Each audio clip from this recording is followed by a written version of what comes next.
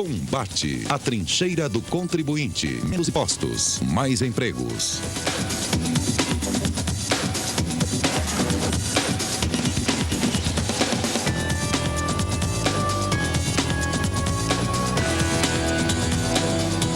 Boa noite, amigos e amigas. Nós estamos hoje num programa, outro formato, o programa Combate, que é o programa da Confederação Nacional de Serviços. Estamos na sede do Sindicato dos Comerciários do Estado de São Paulo, um dos maiores sindicatos, acho que é o maior sindicato desta área no Brasil. E com o nosso presidente da UGT, o Patá. Boa noite, Patá. Prazer em vê-lo. É um prazer enorme estar no programa Combate, que eu já tive em outras oportunidades com você e com o Marco Simpla. Isso. E que foi uma quebra de paradigma no formato de programa. E, de novo, quebrando paradigma, fazendo um programa em outro local. É só você, Luiz, inovador, visionário. Você que agradeceu a sua participação, que eu acho que é importantíssimo você estar conosco e discutir um pouquinho os aspectos da economia, dos aspectos de relacionamento entre empregado e empregador e principalmente das diretrizes da UGT, quais são elas e como é que elas vão se desenvolver ao longo desses anos. Como sempre, o Roberto é que faz a primeira pergunta. Patá, eu gostaria de começar nós falando um pouco sobre a expectativa do emprego.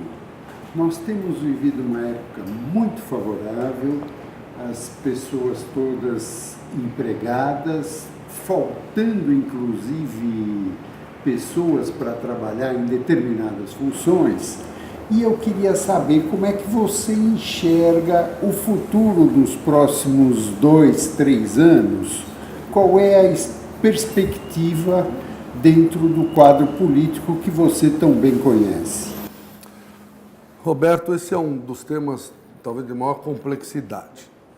O ano passado, nós tivemos um crescimento pequeno do PIB do Brasil, 0,9%, e de uma forma até antagônica, não houve desemprego, porque o Brasil, pela dimensão, pela juventude que está batendo na porta, pela tecnologia que expele alguns trabalhadores, necessita de um crescimento no mínimo de 3% para manter esse nível, a meu ver, extraordinário de emprego no nosso país.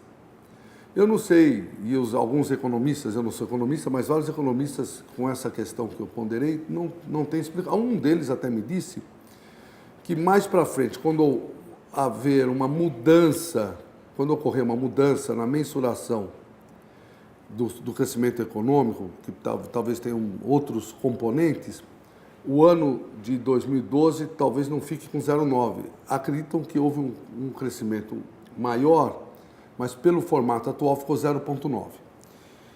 Esse ano de 2013, nós estamos percebendo também que a economia não está daquela forma que nós todos desejávamos, mas deve crescer no mínimo 2,5%.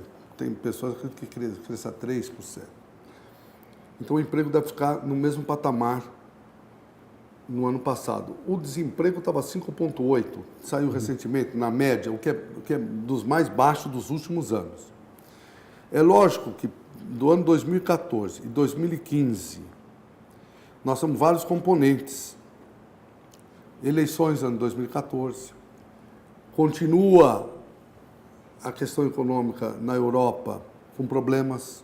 A Itália está vivendo um problema talvez não tão grande quanto a Espanha. Na Espanha, mais de 40% dos jovens não têm emprego. E eles vivem da aposentadoria dos avós. Não há dúvida que o Brasil ele está numa perspectiva econômica baseada no consumo, o que foi bom até agora, mas deve ser aprimorada. A presidenta Dilma lançou aí um pacote importante do ponto de vista das nossas estruturas, né? Tem que valorizar muito portos, aeroportos, e agora com a medida provisória aprovada, imagina que alguns gargalos vão sendo diminuídos, e a questão da nossa malha ferroviária, que é muito pequena.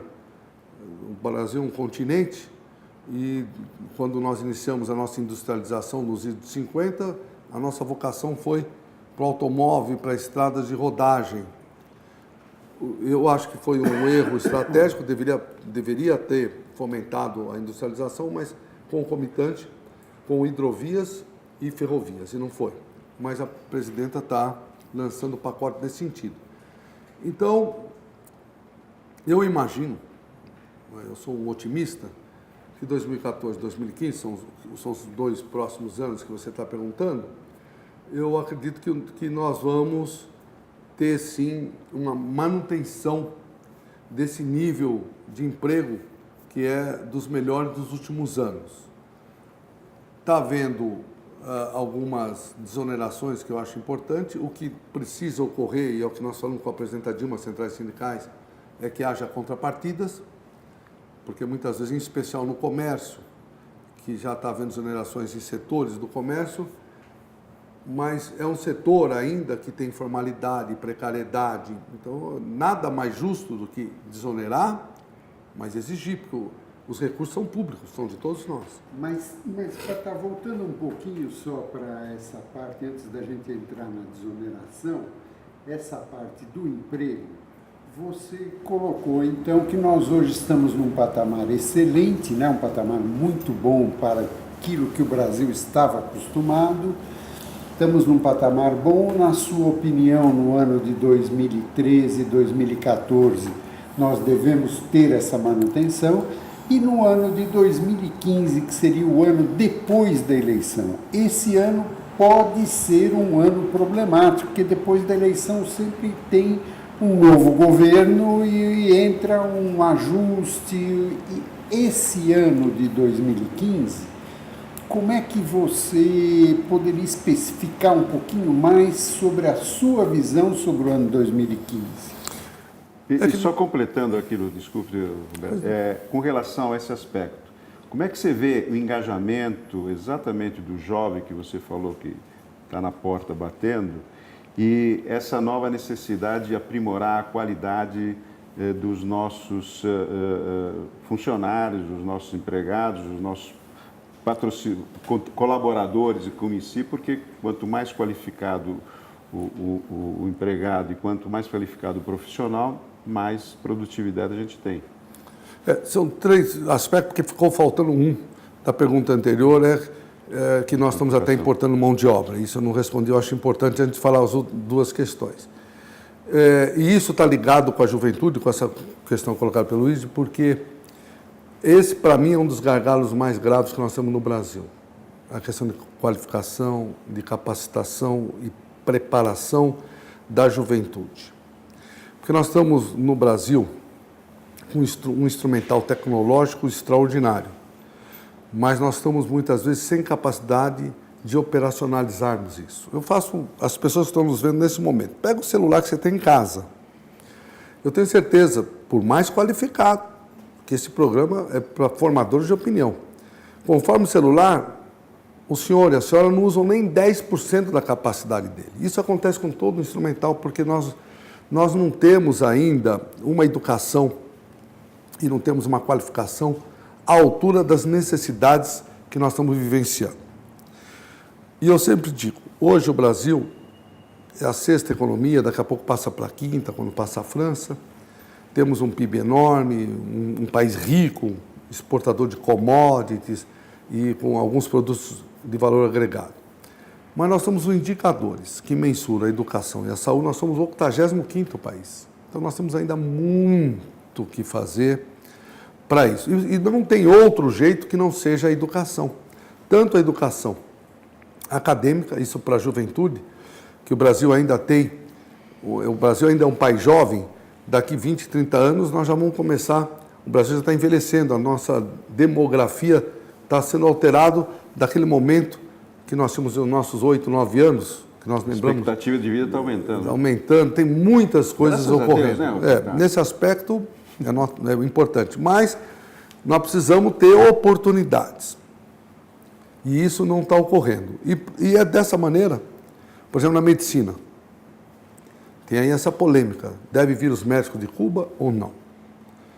Eu estou escrevendo um artigo que deve sair nos próximos dias nos jornais, exatamente colocando que nós estamos vivendo hoje no Brasil, no que tange à saúde, não só um problema na saúde pública, de uma forma geral, mas na saúde privada mais ainda. Eu tive num hospital de classe média, visitando uma pessoa, parecia o SUS. A fila é enorme. Então, deve contratar ou não o médico? Essa é uma questão. Estou colocando com tons dessa vermelhos assim, mas tem outras funções na mesma maneira que a sua pergunta. Então, nós temos que iniciar um processo da área empresarial, área dos trabalhadores, da sociedade de uma forma geral, pressionar o governo no sentido de que essas políticas públicas elas devem ser incorporadas no dia a dia para que nós possamos ter, em 2015, um governo da situação ou da oposição, que normalmente muda de qualquer jeito algumas políticas, tranquilidade, porque eu percebo, Roberto, na sua arguição, algumas preocupações assim no sentido de que poderá haver algum desarranjo por conta da mudança. Eu até imagino que não.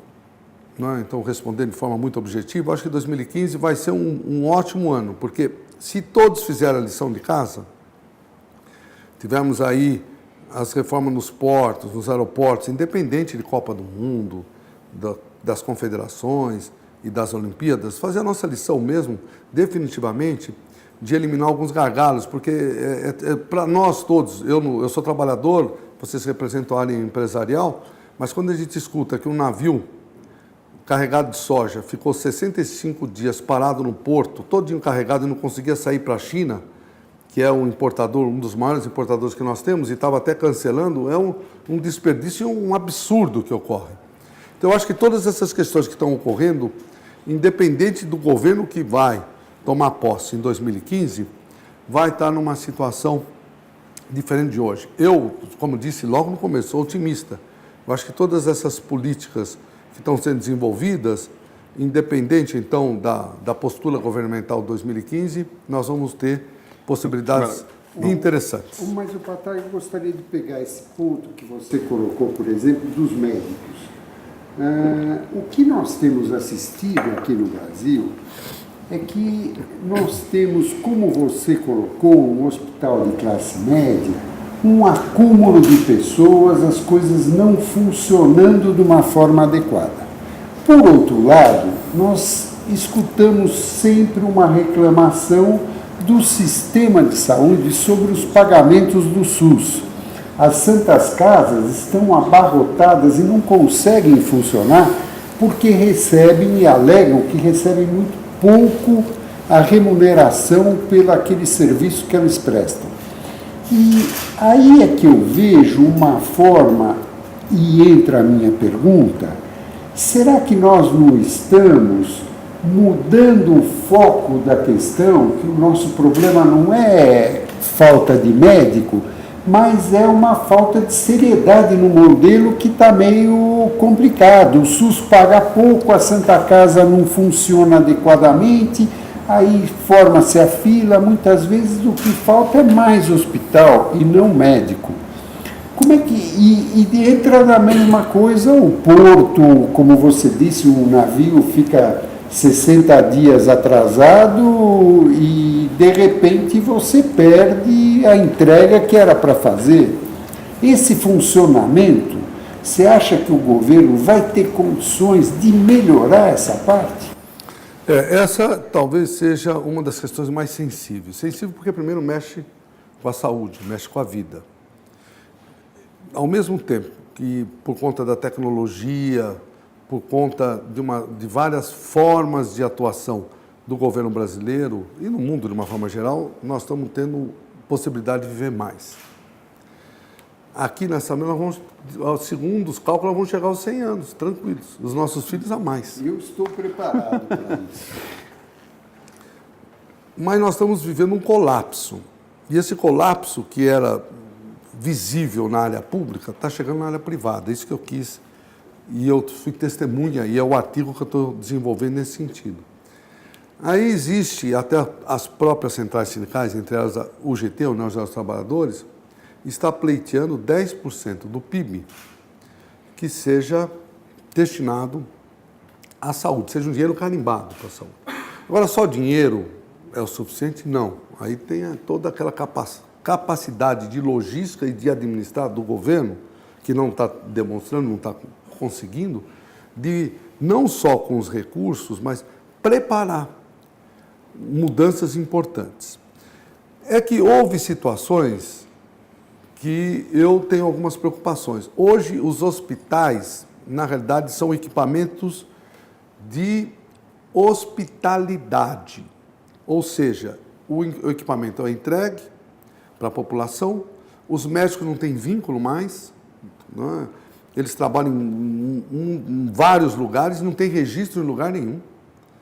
Não existe aquele sentimento daquela ligação como tinha no passado.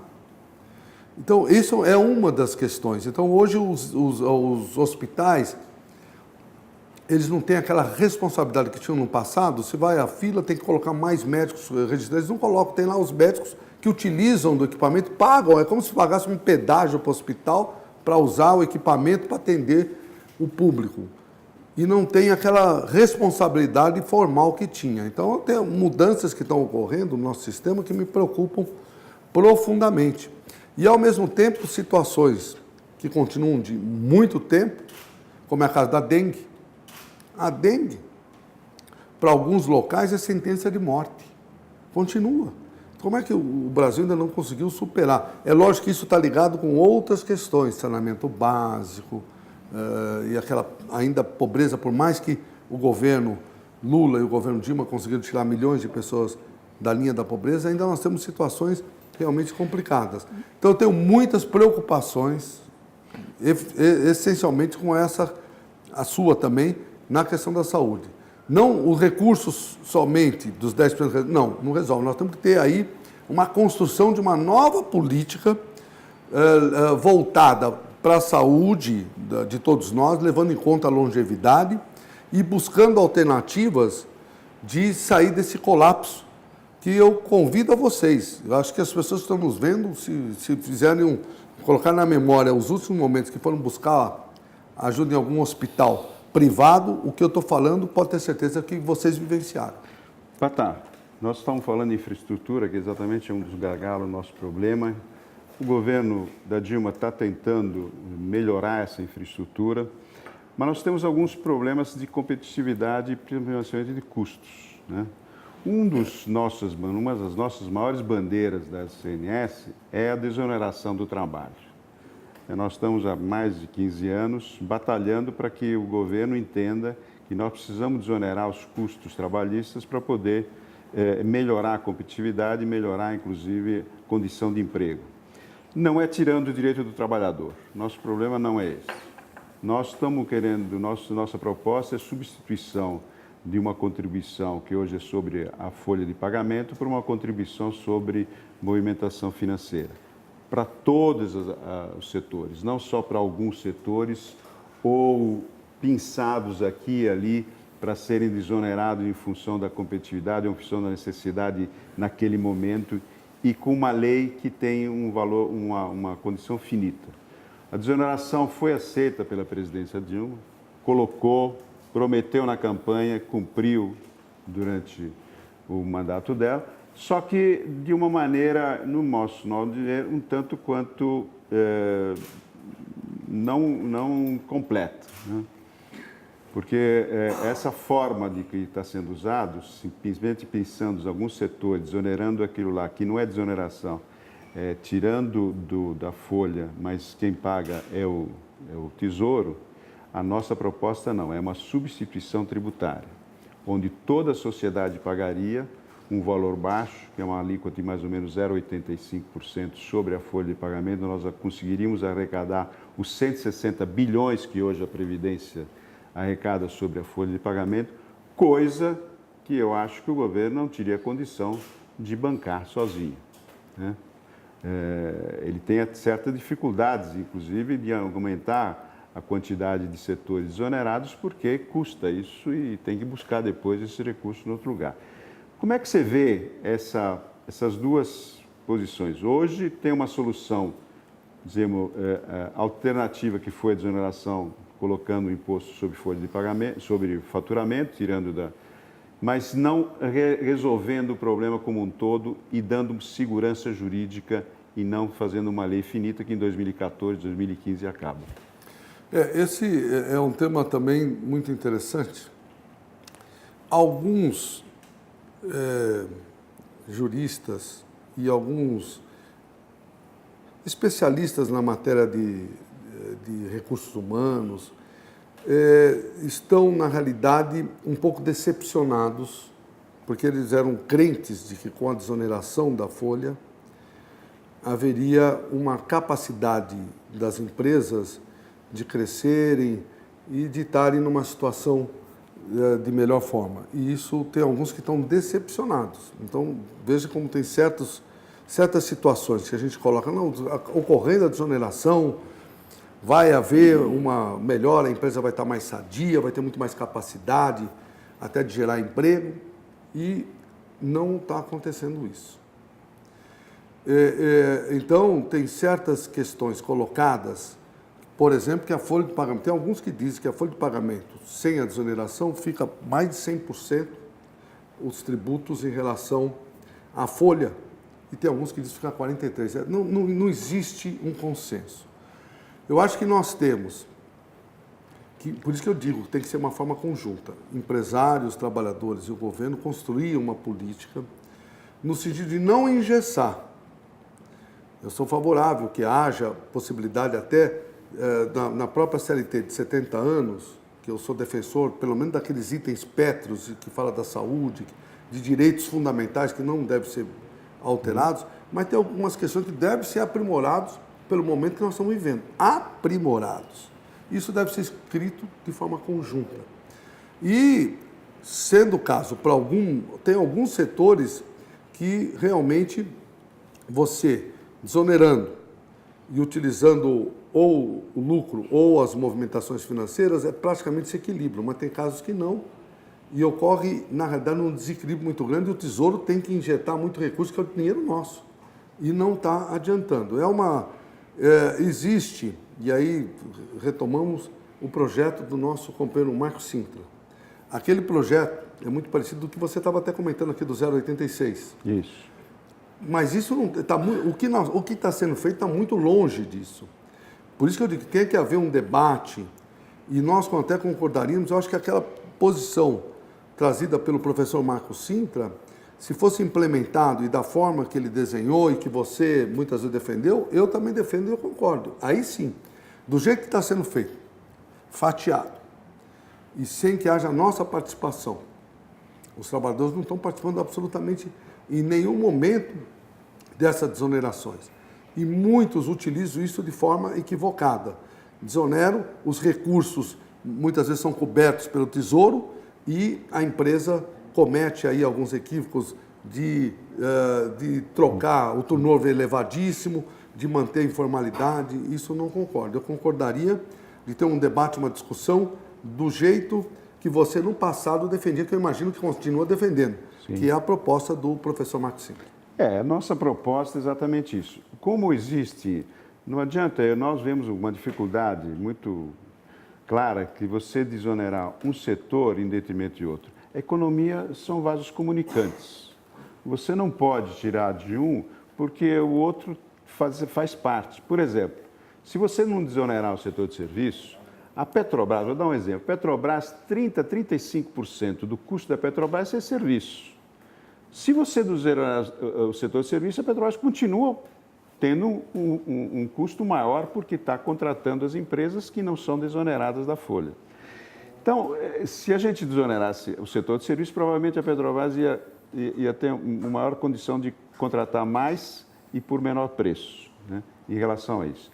E tem um princípio da Constituição que diz que a sociedade é que tem que pagar a previdência social. Então, toda a sociedade. E faz parte desse princípio que a gente bate. Por isso que eu gostaria que você, que é amigo lá da Dilma, conversa todo dia com ela. Você também, o Roberto também é amigo dela.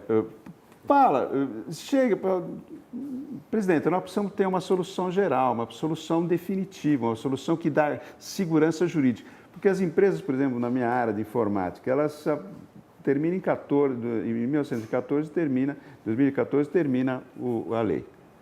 Será que vai ser renovada? Como é que eu posso preparar um investimento futuro se eu não sei se vai acontecer, se vai ser renovada a desoneração, etc. E como todos os outros também vai acontecer isso aí. Então fica um sobressalto em relação a isso. Paralelamente a isso, eu queria voltar um pouquinho àquela questão da qualificação profissional. A presidenta lançou o Pronatec.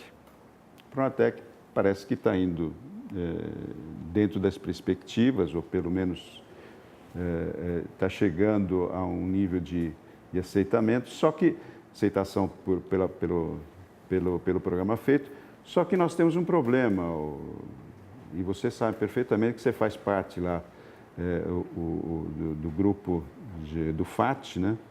E esses recursos de qualificação que o FAT tem todo ano no seu orçamento, enviados para o Executivo, para que pudesse ser viabilizado para a qualificação profissional, não são aprovados tanto pelo Ministério da Fazenda como pelo Planejamento. São cortados. No ano passado a gente pediu quase que 1 bilhão e 200 e deram apenas 170, 180 bilhões, que infelizmente até esses 170, 180 bilhões não foram consumidos esse ano, no ano passado. Como é que você vê a saída do Ministério do Trabalho no projeto de qualificação e a entrada só do Ministério da Educação nesse projeto? Bom, nós estivemos conversando recentemente com o Gilberto Carvalho, com o Manuel Dias. As centrais sindicais voltaram a valorizar o protagonismo necessário do Ministério do Trabalho. E com certeza você sabe, Roberto, também aqui estão nos vendo, o Ministério do Trabalho, nos últimos anos, perdeu muito a sua capacidade de fazer com que as suas políticas fossem valorizadas. Eu li o livro do Jean Goulart, do Lira Neto, não sei se vocês leram. Não li. E naquela oportunidade da leitura, eu vi que esse cidadão que foi presidente da República foi um grande ministro do Trabalho, porque na época ele foi ministro do Trabalho e da Indústria e Comércio. Isso. Mas ele participava de todas as atividades estratégicas. Então, ele sabia quando tem problema no emprego ou problema na qualificação. Então, no desenvolvimento da política econômica, estava lá um ministro para ajudar a construir a política que ia possibilitar uma melhora para os trabalhadores. E foi naquela oportunidade que nós tivemos o maior salário mínimo do Brasil.